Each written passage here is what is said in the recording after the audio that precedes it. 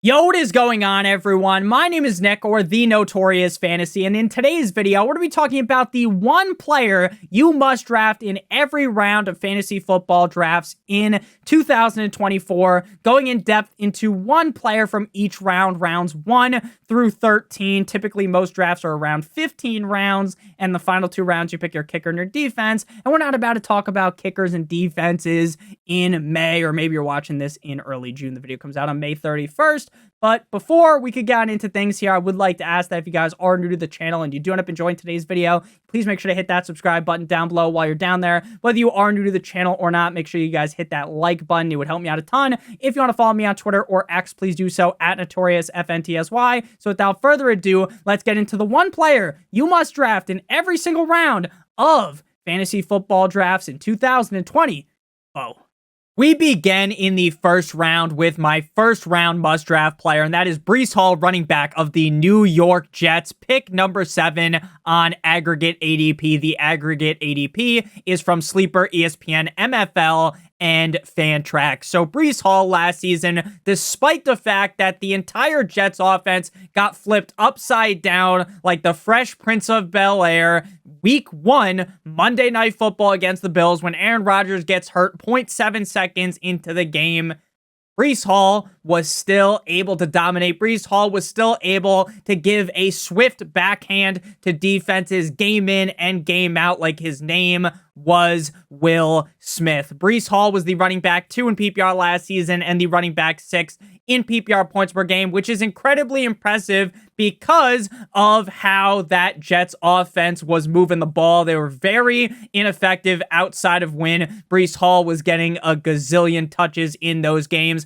Zach Wilson and Trevor Siemian simply just did not cut it. 17 games played for Breece Hall. He was 14th in carries, 13th in rushing yards, 1st in targets, 1st in receptions, 1st in receiving yards, and 12th in total touchdowns, while being extremely efficient considering the situation he was in. 1st in dominator rating, 3rd in yards created, and 11th in yards per touch, as long as Aaron Rodgers just looks halfway decent. As long as his play is better than the MILF Hunter, Zach Wilson, and Trevor Siemian, the ceiling is the moon for Breece Hall going in the middle of the first round. I am very excited to draft Breece Hall this season. I think he could easily be the running back 1 at the end of the season and maybe be the number 1 overall pick in fantasy football drafts come 2025. Next up, we move to Drizzy Drake London in round 2, wide receiver of the Atlanta Falcons, pick 18 in aggregate ADP. Last season, I was the conductor, all aboard, choo-choo, of the Drake London Express. My name was like Bobby Baccarat type deal here. I really loved Drake London, and the Drake London Express imploded on itself like the ship that was looking for the Titanic. Wide receiver 37 in PPR, wide receiver 44 in PPR points per game.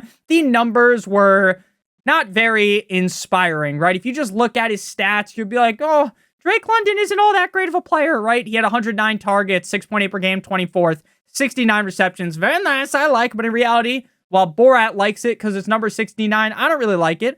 4.3 per game, 30th in receiving yards, and 76th in total touchdowns, just 2 total touchdowns. But what I will tell you is that you need to just take those numbers, sprinkle them up into a ball, yell Kobe, and throw them into the garbage can. Because while the numbers aren't very inspiring, this is a brand new offense. That dumb bastard Arthur Smith is gone. Now he's going to terrorize Mr. Unlimited and Justin Fields and friends in Pittsburgh.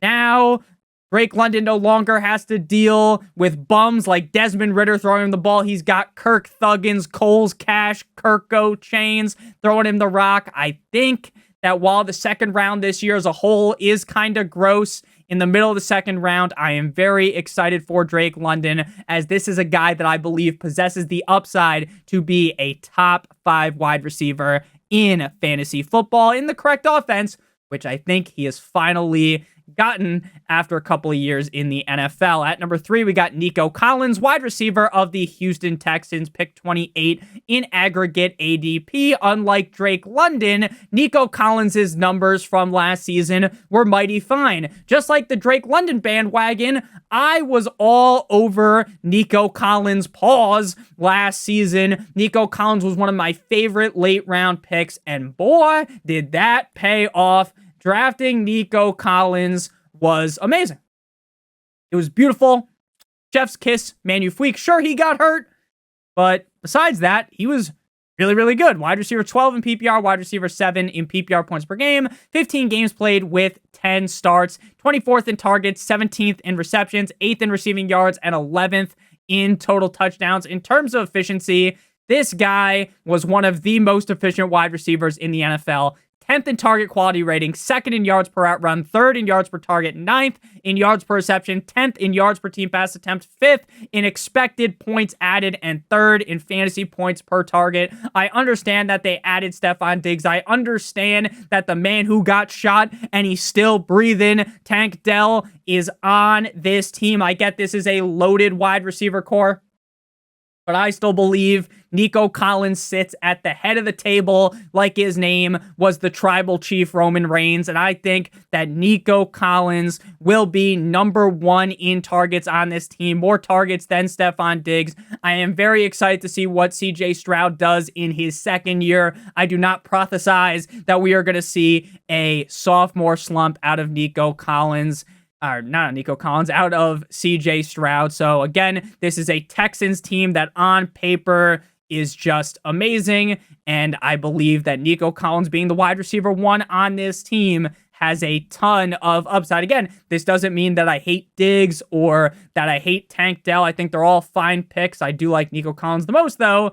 And I think he is right now the best pick in the 3rd round, which is why you got to draft him. At number 4, we got Trey McBride, tight end of the Arizona Cardinals, pick number 44. In prior years, if you wanted a top 3 tight end, you would have to draft them in the 1st, 2nd, or 3rd round. Most of the time in the 1st or the 2nd round, but those days are long past us as Travis Kelce's no longer a 1st round pick, and there's no tight end right now going in the 1st round. Most of the time, there's no tight ends going in the 2nd round either. Now, I do like Sam Laporta and Travis Kelce more than Trey McBride, but based upon the aggregate ADP I was looking at, Trey McBride was the only tight end that was left of those guys in the 4th round, and in the 4th round, I would be ecstatic to get Trey McBride. This is a guy that kind of came out of nowhere like an RKO from Randy Orton last season. I don't think many people had the highest of hopes for Trey McBride, tight end 7 in PPR, tight end 8 in PPR points per game, 17 games played with 12 starts, 6.2 targets per game, 6th at tight end. He had 106 targets last season, 81 receptions, 5th, 825 receiving yards, 7th, and 3 total touchdowns, 18th. Reminder, these are stats with Kyler and with other quarterbacks on this team. Joshua Dobbs to mention, right? So I think this season, with Kyler fully healthy to start the year, with them adding Marvin Harrison Jr. and them not having very many weapons outside of that, we are going to see Trey McBride sprinkled with targets game in and game out. Trey McBride was 5th in target separation last year. He is able to get away from the defenders. He is able to get open. And while people like to shit on Kyler Murray because he's incredibly short, people like making fun of short people. I, myself, am not necessarily a short king because I'm like 5'10", but I also don't consider myself to be tall. So as a fellow short king, I got to respect Kyler Murray. I think he's really solid. 5th in fantasy points per out run for Trey McBride, 6th in yards per team pass attempt, and 3rd in true catch rate. Again, if you are not wanting to take a tight end in the first 3 rounds, which is very acceptable, and you can get McBride in the 4th round, I'm going to do that all the time. There are a lot of tight ends I like this season, and then after those 8 guys, it really starts to fall off the edge of the earth, which is why I'm going to be someone that is targeting tight ends relatively early in a lot of my fantasy football drafts. So in the 4th round for a guy that I think you could easily blink the season's over and he's the tight end number 1, at a tight end I think you could get a huge advantage with drafting a top tier guy, especially in like a 10 or an 8-team league, I do think the tight end position becomes even more important. So Trey McBride is certainly my favorite target in the 4th round right now. At number 5, we got Amari Cooper. Amari Pooper Scooper, wide receiver of the Cleveland Browns, pick 58.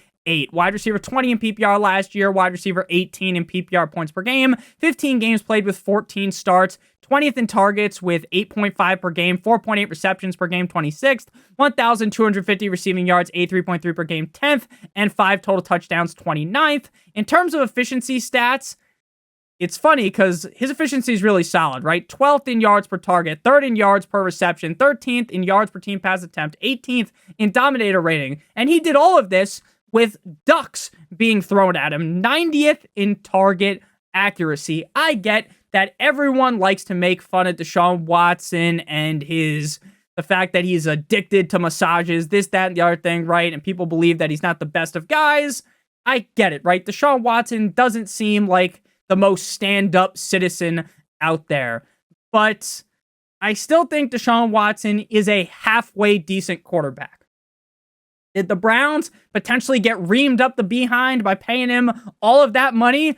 Most likely. But Deshaun Watson loves Amari Cooper. We saw that at the beginning of last season. Amari Cooper, while he's getting up there in age, still has the pedigree to be a top 12 wide receiver in any given game. We saw him dropping his nuts on defenses with cool Joe Flacco last season. We saw that huge game up against the Houston Texans. This guy has week winning upside in him where he could just score 25 plus points and win you your week by himself. You can find that in the 5th round. So Amari Cooper to me is my favorite pick in the 5th round. At number 6, we got David Montgomery, running back of the Detroit Lions, pick 67 in aggregate ADP. Now, David Montgomery, I don't believe will necessarily be a league winner if Jahmyr Gibbs is able to stay healthy. And while I say he probably won't be a league winner, that doesn't mean that he is just not going to be a reliable asset on your team. Because while Jahmyr Gibbs is explosive, while Jahmyr Gibbs is exciting, it's not like David Montgomery is going to get picked up by the claw from Toy Story 3 and flung out of the offense. David Montgomery is still going to be heavily utilized on one of the best offenses with one of the best offensive lines in the National Football League. Is he going to be getting a million balls thrown at his face like his name was Angela White? Probably not, because Jahmyr Gibbs is there. But there is a lot of safety, double wrapping Trojans around your team if you draft David Montgomery, right? This guy's going to be a reliable running back too, week in and week out, with some decent upside if he falls ass backwards into the end zone once or twice. Now, I don't root for injuries. Knock on wood, we do not root for injuries. But if Jahmyr Gibbs was to get hurt, David Montgomery could be a top five running back every single week. The Lions' offense is that good. Their offensive line is that good. Again, even with Jahmyr Gibbs shining bright last season, Montgomery was the running back 15 in PPR points per game. 14 games played, started all of those games. 15th in carries, he had over 1,000 rushing yards. 9th in rushing yards. Sure, the targets are lacking. 1.7 per game, 1.1 reception per game, 8.4 receiving yards per game. This guy's basically getting less targets than fucking Derrick Henry. Okay? He scored 13 total touchdowns last year, though. 4th at running back, 17th in true yards per carry. And the defenses were loading the box for David Montgomery, 6th in average defenders in the box. So even with that being a disadvantage, right, they're ready for David Montgomery to run. They still couldn't stop him.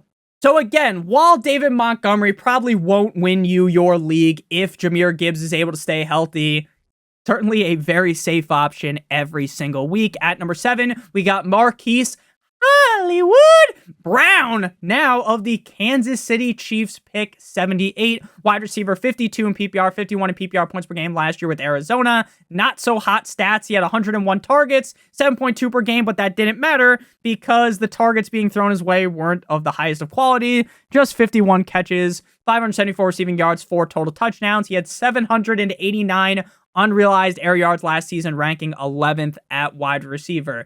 He gets moved now to the Kansas City Chiefs team with this guy. I'm not sure if you've heard of him, Patrick fucking Mahomes.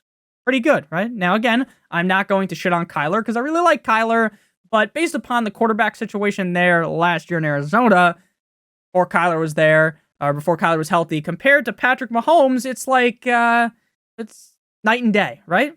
Now, I get they have Rashee Rice, but he's probably going to be suspended for, I would think, a serious amount of time. Now, they drafted Xavier Worthy, but I don't necessarily think of Xavier Worthy as a guy that's going to be sucking in targets like his name was Kirby, right? I think of Xavier Worthy as a deep threat that could potentially transition into a guy that's getting a bunch of targets every single game, but I think he's going to be a couple targets a game type of guy with that big play upside due to his speed. So Hollywood Brown might enter into a situation where he is number 1 or number 2 in targets on a team led by Patrick Mahomes.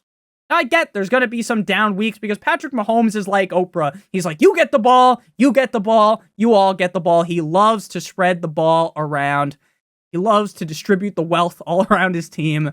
But I still think in the 7th round, I want to take a shot on the guy that might end up as the wide receiver 1 on the Chiefs. I mean, to me, that's just kind of a no-brainer. At number 8, we got Diontae Johnson, wide receiver of the Carolina Panthers at pick 89. If you guys have enjoyed thus far and you are new to the channel, make sure you guys hit that subscribe button down below. And while you're down there, whether you are new to the channel or not, make sure to leave a like on today's video. It would help me out a ton. So Diontae Johnson is a guy that I really liked last year, and he disappointed. But I'm not ready to just blame it all on him, right? I'm not ready to do that, because of the fact that they had Kenny Pickett, they had Mitch Trubisky, Mason Rudolph, the red-nosed reindeer. Like, it just wasn't good. Now, again, I get Bryce Young sucked donkey cock last season. I get it. But while they have Xavier, somebody touching my leggett, while they have Adam Thielen, I think Diontae Johnson's going to be the number 1 target on that team. And we've seen Diontae Johnson in the past dominate because of the amount of targets that he gets. Sure, some seasons, this guy has a case of the Butterfingers and can't catch the ball. He only had 3 drops last season. Pretty solid, ranking 36th at wide receiver. He was 3rd in dominator rating. The problem was he was 77th in target accuracy. Diontae Johnson is a guy that a couple of years ago was a hot, scorching hot commodity in fantasy football.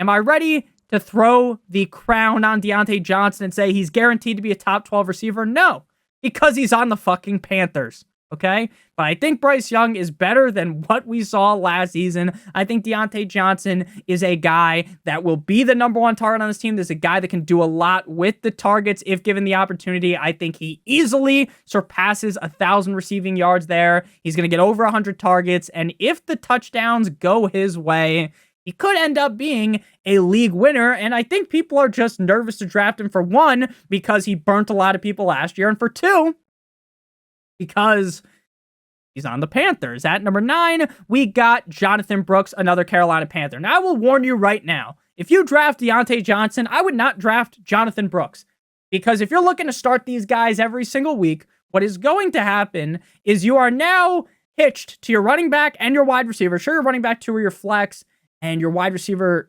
3 or your wide receiver 2 in your flex, right? I get it, right? They're not instant starters every single week, but say the Panthers are good enough to where you'd want to start Jonathan Brooks sometimes, you want to start Diontae Johnson sometimes. I probably wouldn't want to draft 2 Panthers, because while I think the team will be better, I don't suspect them to go from a nut-low offense to magically transitioning into one of the best offenses in the NFL. Could it happen? Of course, because crazy stuff happens in the NFL every year, but forecasting that, saying that with supreme confidence would be a little bit crazy. So while I like both Jonathan Brooks and Diontae Johnson, probably not leaving the draft with 2 guys on the Carolina Panthers. Sure, if you're like, oh, Nick, but you're fine drafting 2 guys on the Dolphins, Nick. Is that because you're a homer, you idiot? Well, I am a Dolphins fan until I die to my death. I do think more acceptable when the team's actually solid offensively. So it makes a little bit more sense. Again, I'm not trying to deter you from drafting Jonathan Brooks, but I'm just trying to get my points across. I hope you understand. If you don't understand, just leave a comment. I'll talk to you down there. I love talking to you guys in the comment section. So leave a comment anyways, even if you aren't confused. pick 100 for Jonathan Brooks. Now, he was a second-round pick in the 2024 NFL Draft last year at Texas. 10 games played, over 1,000 rushing yards on 187 rushes, 25 receptions for 286 yards, and 11 total touchdowns. Brooks has been a guy I've talked about a couple of times already because I think this guy's ADP is going to continue to move up. I think a lot of fantasy analysts like myself are going to steam him up the board. Now, I'm not going to act like I have some crazy weight, some crazy say into things, right? Because if I say I love Jonathan Brooks, it's not going to move Jonathan Brooks' ADP. Sure, it'll make you guys want to draft him, right, if you agree with what I'm saying, but I don't have the pull of, say, like the fantasy footballers, where if they say they like a guy, he could legitimately move around. He really could. I don't have that pull, but I think that a lot of people are going to hop on this train with me.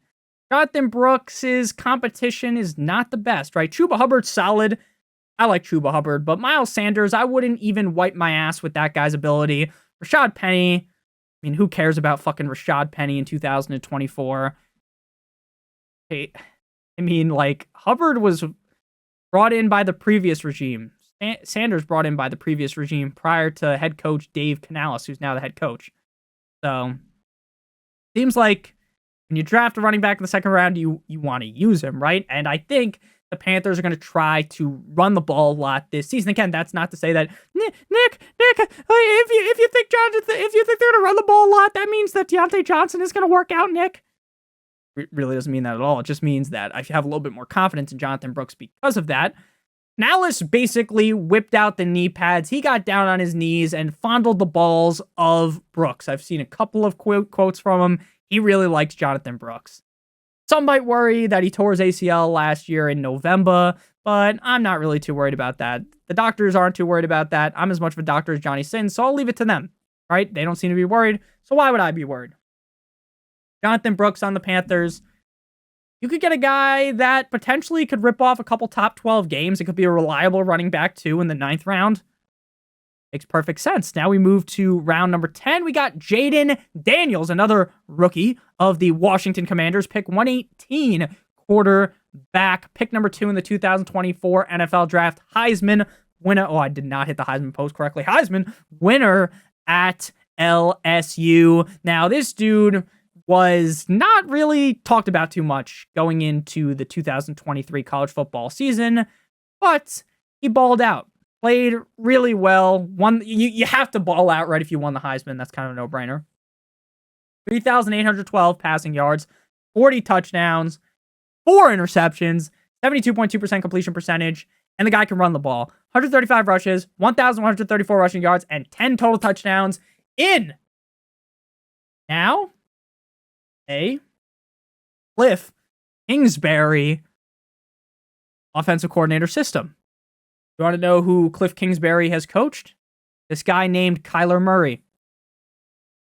Kyler Murray's good in fantasy, right? Makes sense. Now, I get the weapons around Jayden Daniels. It doesn't, like, when you read their names, you're like, oh my God, right? Terry McLaurin. Like, I like Terry McLaurin a lot, so you know what? I won't make fun of him, but Jahan Dotson, like, Luke McCaffrey, fucking Julian Edelman 2.0, Ben Sinnott, Austin Eckler, Brian Robinson, right? These aren't guys that jump off the page, right? These aren't guys that everyone is singing from the mountaintops about, but these are solid players. Jayden Daniels runs the ball as much as I think he could. The 10th round, you might get a guy that's the quarterback one, multiple weeks this season. Top 3 guy, multiple weeks. Top 5 guy, multiple weeks. Again, he's a rookie, so if you draft Jayden Daniels, if you want to be a little extra safe, you don't want to play him his first ever NFL game, go ahead and draft Stafford. Draft Kirk Cousins, right? Rodgers. Maybe, I don't know if I don't want to play Rodgers week 1 necessarily against the 49ers, but you get what I mean, right? Draft another guy, play him instead of him week 1, and I just like the upside that I see out of Jayden Daniels, and he's a guy that is already screaming up the draft boards. At number 11, we got Chase Brown, running back of the Cincinnati Bengals, pick 125. Now, I've already been someone that has sung the gospel of Zach Moss. Now, while Zach Moss wasn't really good at all in his NFL career in Buffalo until we saw it last year in Indianapolis when Jonathan Taylor was out, how good he was. He was not very good before that, right? But maybe that's the Bills' fault because it seems like guys like Devin Singletary, really good in Houston, and then Zach Moss, really good in Indianapolis. It's like maybe the Buffalo Bills just don't understand how to use a running back not named James Cook, but I digress. I think that Zach Moss is the guy. But what happens if he's not? What happens if he gets hurt? Chase Brown has the explosiveness. 92nd in 40-yard dash. 4.43 40-yard dash. Forgot to mention also that Jayden Daniels ran a 4.5 40-yard dash, 100th percentile. But back to Chase Brown.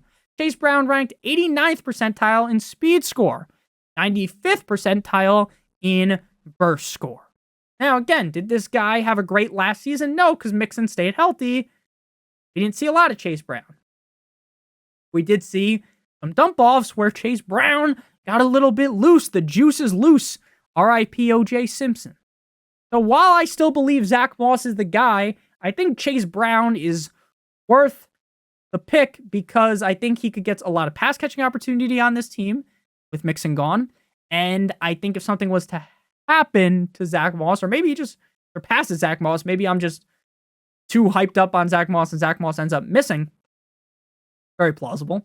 I think Chase Brown is just a fine sleeper pick with upside in an offense that should be very solid as long as Joe Shiesty stays healthy, knock on wood. And number 12, we got Troy Franklin, wide receiver, the Denver Broncos, pick 135. 4th round pick out of Oregon in the 2024 NFL Draft. 13 games played at Oregon as a 20-year-old. 81 receptions on 115 targets for 1,383 yards, 17.1 yards per reception, 14 total touchdowns.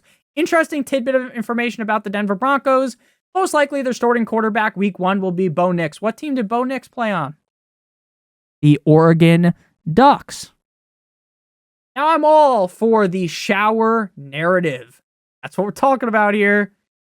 Ain't talking Joe Paterno, though. We're talking about how they played on the same team. They showered together. These are two guys that have a connection.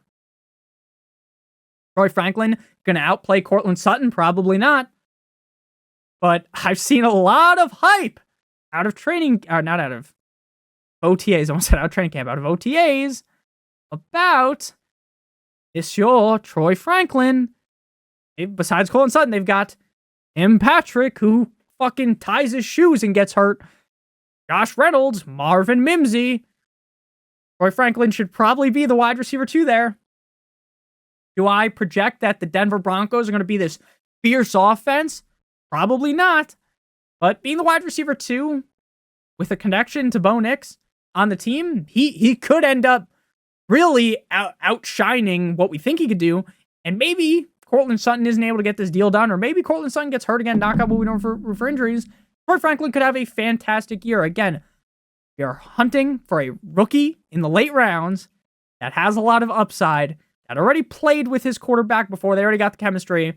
I like Troy Franklin. I just liked what I saw on tape. I liked stats from last year, and I liked the situation he's in with Bo Nix. At number 13, we got Ty Chandler, running back of the cold like Minnesota Vikings, pick 147. Now, I'm as much of an Aaron Jones guy as they get. I am an Aaron Jones aficionado. But what I will also tell you is that we do know one thing, though. Women, they come, they go. We know that Aaron Jones is another one of those guys that just loves getting hurt. Just does. Now, I don't think Aaron Jones is over the hump. I don't think so, because when he came back last year, he was feisty in Green Bay. But, and this is a big but, shout out Kim Kardashian, we know that he does tend to kind of get banged up a little bit. He's getting older, which also means he's probably more likely to get hurt. So, why not draft the backup on a team I think should be pretty solid with J.J. McCarthy, with the running back who I saw last year show some ability? His best game from last season, where he was given the lead amount of touches, he has 23 rushes for 132 yards and a touchdown, 3 receptions on 4 targets for 25 yards. He scored 24.7 PPR points. Do I expect 24 PPR points out of Ty Chandler if he gets to start next season? Fuck no. But he could score 13 points, 15 points, and be reliable for you. So as a handcuff, as a late round golden ticket Willy Wonka type of player, if something was to happen to Aaron Jones again, knock on wood, I love Aaron Jones. I hope he stays healthy. But I think on this Vikings offense that I think is going to want to run the ball, Chandler could end up being a very solid pick here. So thank you guys all so much for watching. If you did end up enjoying, make sure you guys hit that subscribe button down below. While you're down there, whether you are new to the channel or not, please make sure that you leave a like on today's video to help me out a ton. Check out one of the videos on your screen if you haven't seen them already. We'll be back on Monday with another banger of a video. Once we get to August, we'll be posting every single day. But for now, just 5 videos a week. We don't want to run out of ideas. So again, check out one of the videos on your screen if you haven't seen them already. Love you guys all so much. Hope you have a great one. And as always, good boy!